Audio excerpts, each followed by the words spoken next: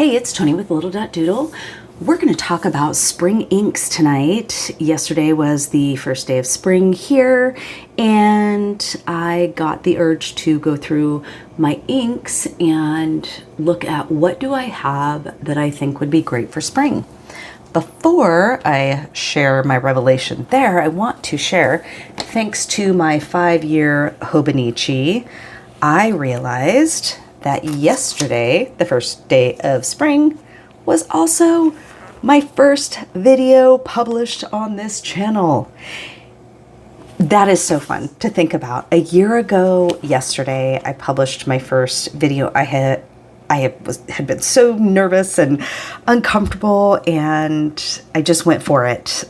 And it was really cool to kind of reflect on the fact that I've been, putting things out there for a year, and I'm still really enjoying it.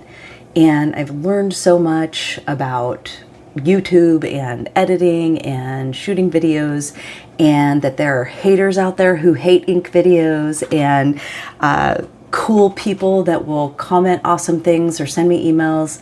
And I just really love this. So anyway, happy birthday or anniversary to lidl.doodle. Before I jump in and share the 8 spring inks with you that I came up with, what I discovered when I was going through my ink collection looking for spring inks is that I don't have a lot. And even the 8 that I picked, you might argue with me that these are spring inks, but I will kind of tell you my criteria based on the inks that I have. So what I did though is I have this ink and pen musings journal that I keep track of, all of our pen shows and thoughts and purchases, etc. But I had started a things to think about, things to consider with my pen and ink collection.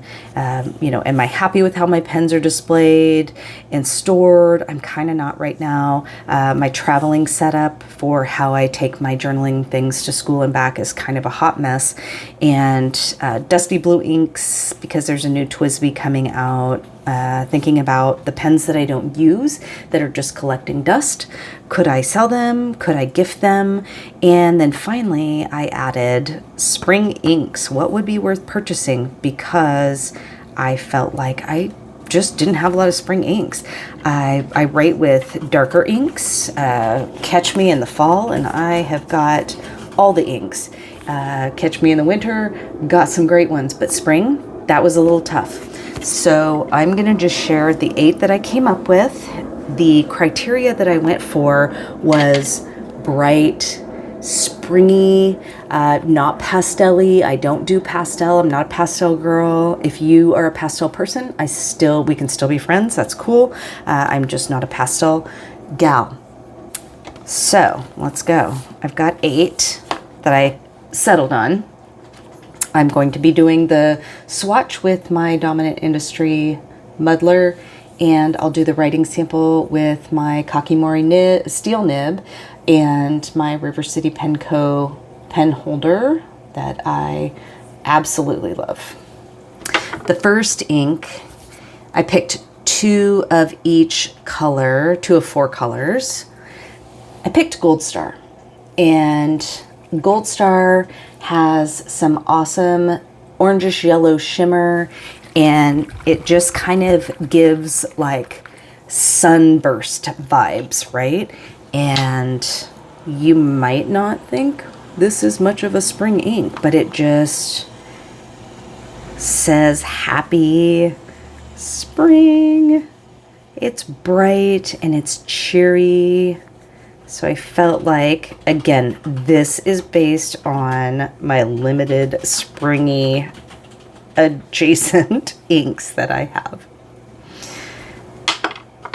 And I just really like this ink in general. It's really just a nice yellowy orange. I don't have this in a pen by itself. I have done a couple of like custom inks, home brews, where I've used Gold Star that I've been really happy with. But by itself, I don't feel like it's dark enough. Maybe in a like a 1.4 stub I could put it in. The next ink I've got is Noodler's ink, Patchy Sunset. And just a side note, I know there was some drama about the naming of some of these inks, so I apologize if Apache Sunset was one of those. I am ignorant to that, and I don't know if they changed a bunch of the ink names, and I am not aware if they changed Apache Sunset or not. This I do have in a pen, and as far as spring goes, it's a little richer on the orange spectrum than Gold Star, but it's still just it kind of makes me think of like a marigold flower. And I just love this ink. It's beautiful. So I wanted to include this in my this would be like my 2 choices for yellowy orange, I guess. They look pretty similar. I think when they dry, we'll see some different shading, some darker shading in the Apache Sunset, but we'll hang tight. Next, I've got 2 greens that I chose. The first is Pilot Iroshizuku Shikurin. This is a classic in our house. We love this ink, and I do have it in a pen. I feel like there are a lot of greens that we can feel springy about, and this is definitely one of them. It just makes me think of new spring, new growth, nature. But I would also say, you know, maybe this could go for a fall ink as well, or just a classic green. But I really like it as a spring ink, so I included it on my list. Great, lovely green ink. The next is kind of an in-your-face green, and I don't have this in a pen by itself. It is Ferris Wheel Press Frivolous Lime. It is not a shimmer ink. It is just a standard. I think it might have some nice shading. We'll take a look. But this, just for the greens that I have, screamed happy spring. So check that out. It's kind of a little like almost fluorescent looking, like neon green, like those fantastic neon green sweatshirts we had back in the 80s. Dating myself there. I love Frivolous Lime. I think it's just fun, it's punchy, it's definitely springy to me.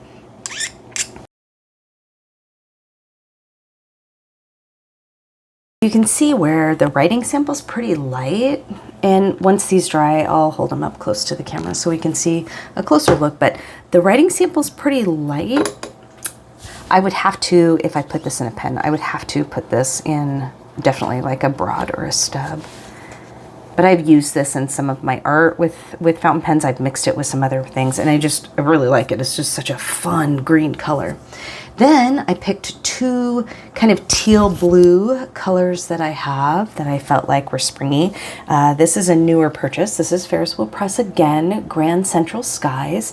I do have this in a pen. It's got some fantastic shimmer in there, and I'm happy with it. Sometimes the shimmer doesn't seem to come out as much as I want it to in the pen that I have it in. So I've thought about maybe trying a different pen. As well as, interestingly enough, when I use the ink muddler, it does not come out as dark as it does with the pen that I have it in. And so I will do my writing sample with the pen that I currently have it in, so you can see the difference between the swatch and the actual writing sample from a pen, not just a dip pen.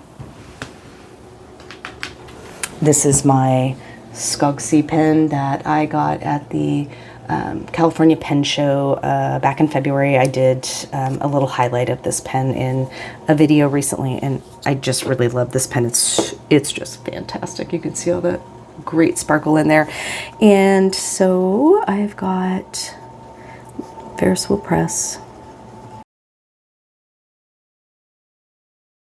It's a lovely teal, right? I have found that the writing sample, or the writing with that pen, seems to be a lot darker than when I just do a swatch.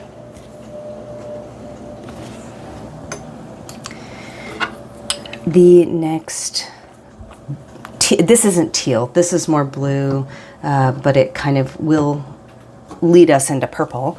This is Robert Oster, Free Spirit, and you can see it's got some lovely purple shimmer. It's mostly blue. You can see once I've shaken it up, it's pretty blue. And you know, here's just a side note. Some inks, look at that, it gets really bubbly when you shake it up, and then when you dip something in it, it's almost like hard to figure out where's the ink at, right? Because it's a lot of bubbles. Must be something with the properties of the ink. I don't know the science of that, but just being aware that some inks do kind of get a little foamy when you shake them up. And the purple shimmer does not come out in this ink until it dries.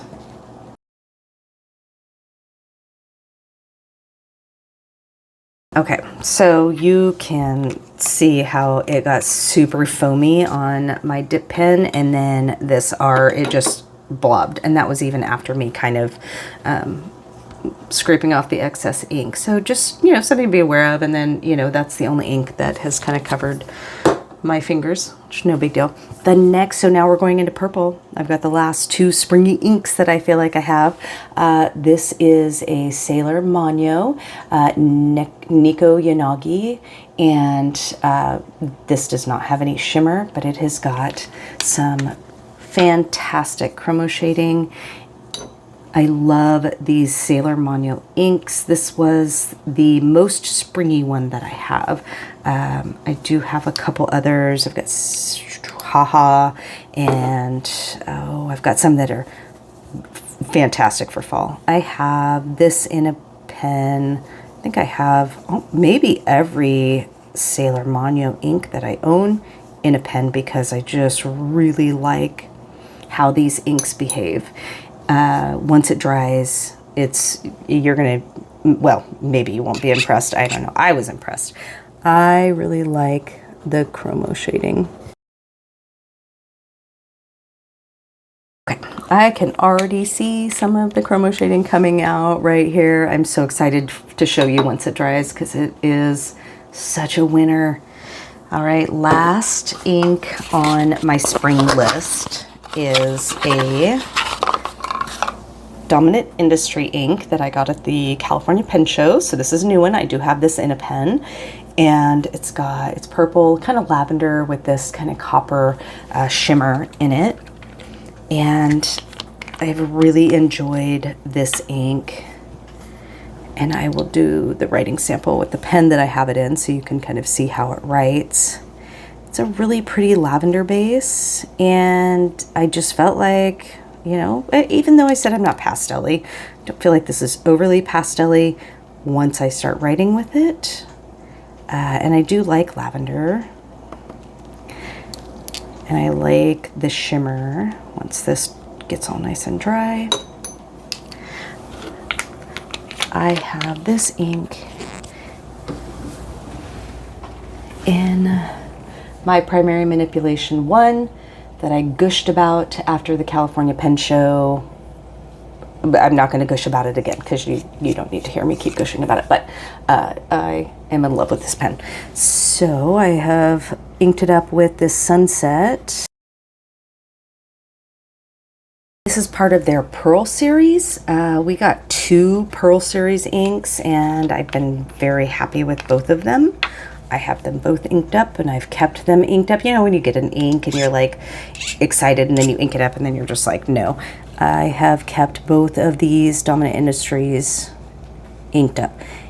I only have, I think, 3 Dominant Industry inks, but it's definitely a company brand that I will keep my eyes on to add to my collection.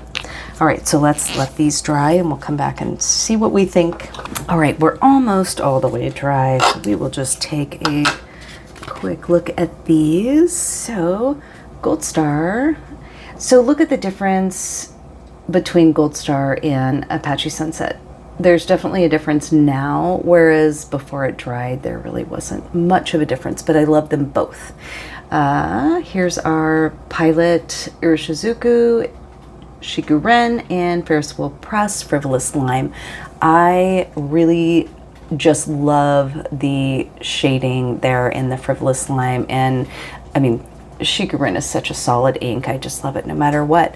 Here is our Ferris Wheel Press, Grand Central Skies, and our Robert Oster, Free Spirit. So I still maintain that the writing sample is darker than the swatch, but look at the purple in the swatch here for Free Spirit. Love that. And then finally, Sailor Mano and Dominant Industry. Love both of these. Just lovely purples. All right, so there are the most spring inks that I could find in my collection. You may think, no, these aren't spring inks, but these kind of just say spring to me. They're bright and vibrant, and that's what I think about spring. So I'll go with this, and I'm okay with that. But I am going to keep my eyes out for some more spring inks that I might add to my collection that are worth it. I looked through all my samples and I didn't find anything else that I thought was worth even thinking about buying a bottle. But these were my winners for my spring ink. So that's it. What do you think? Do you have a favorite of these? Do you have a favorite spring ink that I should look at? I'm totally open for suggestions and would love to hear your thoughts. If you have been around since the beginning, thank you. Happy birthday, lidl.doodle, and I will see you in the next video.